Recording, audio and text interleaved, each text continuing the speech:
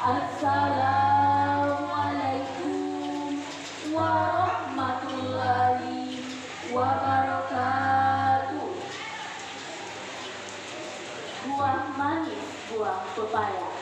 Kalau belajar bilang bodohnya. Siapa yang menjawab salam saya? Saya doakan ente jodohnya. Sekali lagi, Assalamualaikum warahmatullahi wabarakatuh. Waalaikumsalam warahmatullahi wabarakatuh. Alhamdulillahilladzi anzal Qur'an hudal linnasi wa bayyinatin minal huda wal furqan. Assalatu wassalamu ala khairil insan wa ala alihi wa sahbihi ila yaumil bayan. Amma ba'du. Dewan juri yang arif dan bijaksana, hadirin pecinta Al-Quran yang sama berbahagia. Napoleon, seorang orientalis berkebangsaan Prancis, mengatakan, "The principle of Quran with a lot of breaking can lead man to happiness." Al-Quran adalah prinsip dan satu-satunya kitab suci yang dapat mengantarkan kepada kepulauan dan bahagia. Ungkapan tersebut hadirin mengisyaratkan kepada kita bahwa Al-Quran laksana lampu penerang hati dalam menembus liku-liku perjuangan yang panjang membentang. Al-Quran adalah laksana benteng yang kokoh dalam mengkonter tipuan dan godaan syaitan. Al-Quran laksana jimat penyelamat dari kesesatan hidup dan kehidupan. Singkatnya, Al-Quran merupakan satu-satunya kitab suci yang menjadikan manusia yang mengimani, membaca, dan mengamalkan semasa hidupnya menjadi mulia. Oleh karena itulah, pada kesempatan yang baik ini, kami akan menyampaikan sebuah carahan dengan judul Hidup Mulia dengan Al-Quran, dengan rujukan Al-Quran Surah Al-Isra ayat 9 berikut ini. Mari kita dengarkan lantunan bunyi ayatnya.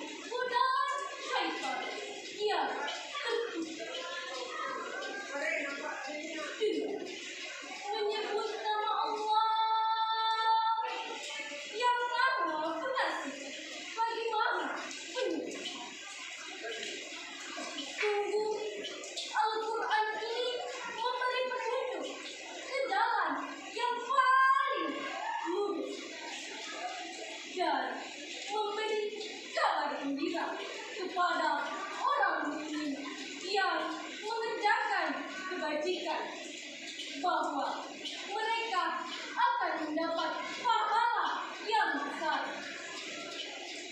Dewan juri yang arif dan bijaksana, hadirin pecinta Al-Quran yang sama berbahagia. Profesor Dr. Muhammad Nurai Shihab di dalam tafsir Al-Misbah mengatakan bahwa sesungguhnya Al-Quran memberikan petunjuk kepada manusia menuju jalan yang paling lurus dan selamat untuk mencapai kebahagiaan yang paling hakiki di dunia. Al-Quran memberikan kabar gembira bagi orang-orang yang beriman kepada Allah dan Rasul-Nya, yang tunduk kepada kebenaran dan melakukan perbuatan saleh berupa pahala yang besar pada hari kiamat. Dewan juri yang arif dan bijaksana, hadirin pecinta Al-Quran yang sama berbahagia. Al-Quran merupakan prinsip dan pedoman bagi umat muslim dalam menjalankan kehidupan sehari-hari. Allah Subhanahu wa Ta'ala memerintahkan kepada umatnya untuk mempelajari, memahami, dan berpegang teguh pada Al-Quran serta mengaplikasikannya dalam kehidupan.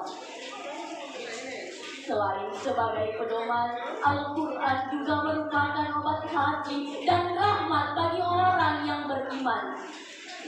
Al-Quran menjadi sebab makhluk Allah Subhanahu wa Ta'ala mendapatkan level kemuliaan, menikmatikannya di dada, memilikinya di dalam jiwa, bersahabat dan bercengkrama dengannya di sepanjang waktu, serta mengimplementasikannya dalam perilaku.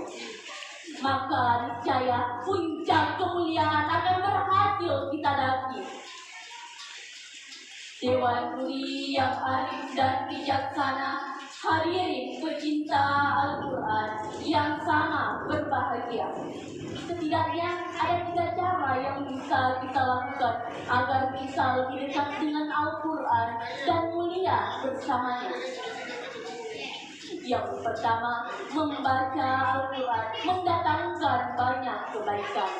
Salah satu yang paling utamanya ialah Al-Quran akan datang memberikan syafaat pada pembacanya pada hari kiamat. Selanjutnya, membaca Al-Quran dengan tajwid yang benar akan mendatangkan ketenangan dan kedamaian di dalam hati dan jiwa, serta menjadikannya lebih dekat dengan Allah. Sebagai asyifa atau obat, Al-Quran mengurangi rasa kesedihan yang berlarut-larut bagi seorang hamba yang membacanya. Yang kedua, menghafal Al-Quran merupakan sebuah cara yang bisa kita lakukan agar bisa lebih dekat dengan Al-Quran. Selanjutnya, memiliki hafalan Al-Quran memungkinkan kita untuk bersenandung saat merasa sedih dan berdoa sepanjang malam. Adapun bagi seorang hamba yang tidak memiliki hafalan sama sekali dalam hatinya, maka hatinya tersebut seperti rumah yang hancur. Dari Abdullah bin Abbas radhiyallahu anhu mengatakan, Rasulullah Shallallahu Alaihi Wasallam bersabda, "Hingga yang tidak memiliki hafalan satu bagian pun dari Al-Quran seperti rumah yang hancur." Hadis riwayat At-Tirmidzi. Yang ketiga, mendengarkan Al-Quran dengan seksama. Ketika ada seseorang yang membaca atau menjelaskan isi dan maknanya, merupakan salah satu cara terbaik untuk merenungkan Al-Quran. Allah Subhanahu wa Ta'ala berfirman dalam Al-Quran surah Al-A'raf ayat 204 berikut ini. Mari kita dengarkan lantunan bunyi ayat ini.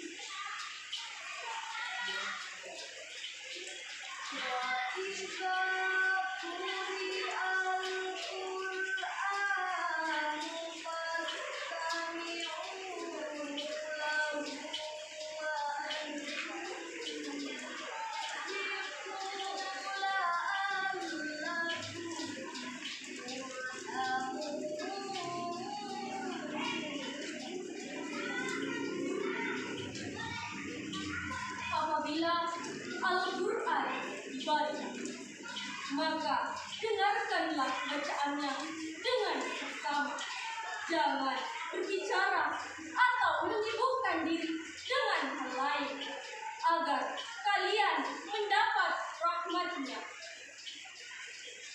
Dewan juri yang arif dan bijaksana, hadirin pecinta Al-Quran yang sama berbahagia. Kata Al-Istima pada ayat tersebut memiliki makna yang lebih khusus daripada Al-Sabr. Sebab kata Al-Istima mendengarkan dapat dihasilkan dengan niat dan sengaja, atau memfokuskan panca indera terhadap suatu pembicaraan untuk memahaminya. Sementara kata Al-Sabr dapat dihasilkan walaupun dengan tanpa sengaja. Dan kata Al-Ihsan memiliki makna niat untuk mendengarkan, sehingga tidak ada gangguan dalam merekam segala yang dibacakan.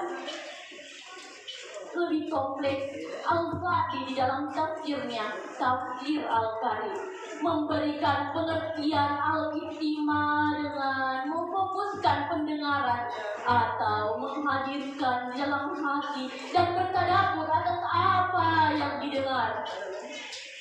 Orang-orang yang mengikuti kedua perintah tersebut akan mendapatkan kebaikan dan ilmu yang berlimpah, iman yang kokoh, serta petunjuk yang bertambah.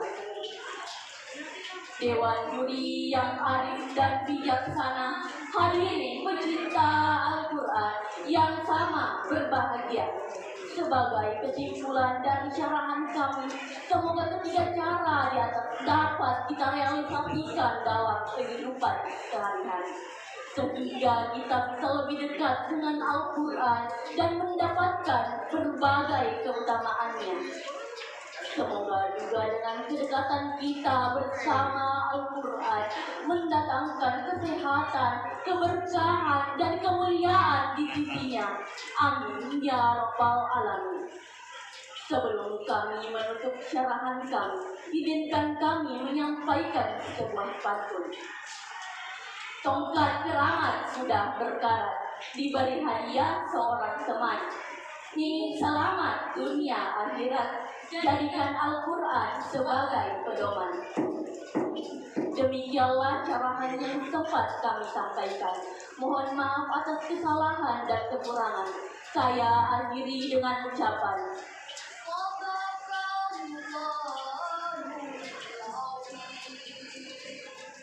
Maha benar Allah dengan segala firman.